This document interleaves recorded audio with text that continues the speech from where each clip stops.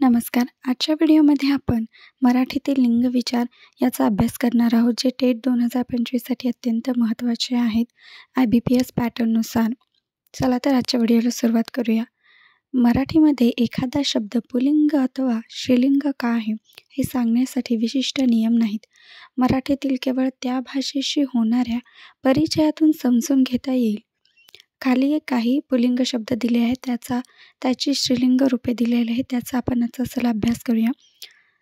मुलगा मुलगी, घोडा घोडी, विद्वान विदुषी, युवक युवती, बोका भाटी, कोंबडा कोंबडी, देव देवी, श्रीमान श्रीमती, पाडा पाडी, पुरुष स्त्री, बैल गाय, वानर वानरी, बालक बालिका, बोकड शेळी, शिक्षक शिक्षिका, धोबी धोबीन, गोप गोपी, उंट सांडणी, कुत्रा कुत्री, कवी कवयित्री, हंस हंसी, वर वधू, खोड कालवड, प्राध्यापक प्राध्यापिका, दीर जाऊ, नायक नायिका, पुत्र कन्या, वाघ वाघिणी, लेखक लेखिका, दास दासी, मोर लांडोर, गवळी गवळण, नर मादी, काका काकी, बेडूक बेडकी, जनक जानकी.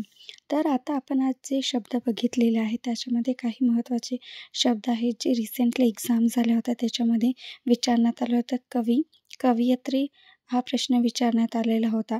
त्यानंतर उंट आणि सांडणी हा सुद्धा एक IBPSने प्रश्न विचारला होता. त्याच्यानंतर विद्वान आणि विदुषी हा जी रिसेंटली आदिवासी विकासाची एक्झाम झाली होती त्याच्यामध्ये हा प्रश्न विचारण्यात आलेला होता. चला तर आपण जे आता शब्द बघितले त्याच्यावर आता आपण काही प्रश्न बघूया. खाली काही शब्द दिलेले असून त्यांच्यापुढे त्या शब्दाचा विरुद्ध लिंगी शब्दाची काही पर्याय दिलेले आहेत, त्यापैकी आपल्याला योग्य पर्याय निवडायचा आहे. चला तर मग प्रश्न पहिल्यापासून सुरुवात करूया. प्रश्न पहिला, बोका. तर बोक्याचा विरुद्धार्थ लिंग कोणता येईल? भाटी. त्यानंतर प्रश्न दुसरा, नर्तिका. तर त्याचं विरुद्धार्थ कोणता येईल? नर्तनकार. प्रश्न तिसरा, विदुषी. हा प्रश्न रिसेंटली जी एक्झाम झाली आदिवासी विभागाची त्याच्यामध्ये विचारण्यात आलेला होता हा प्रश्न. विदुषी, विद्वान. हंस. प्रश्न चौथा, हंस हंसी.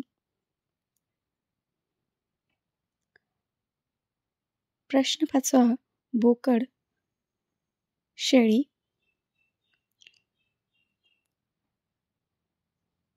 प्रश्न सहावा, खोड. तर याचं काय आहे? कालवड. हा सुद्धा प्रश्न रिसेंटली विचारण्यात आलेला होता एक्झाममध्ये, जी आदिवासी विभागाची एक्झाम झाली त्याच्यामध्ये. त्याच्यानंतर प्रश्न सातवा आहे, पुत्र. तर याचं विरुद्ध लिंग कोणते येईल? तर कन्या हे याचं बरोबर उत्तर आहे. त्याच्यानंतर प्रश्न आठवा, युवक. युवकचं बरोबर ऑप्शन आहे युवती. Option number D. प्रश्न नववा, वाघ्या. वाघ्या हे काय एक वाद्य आहे, तर त्याचे विरुद्धार्थी काय येईल? मुरळी. त्याच्यानंतर प्रश्न दहावा, पत्रकार.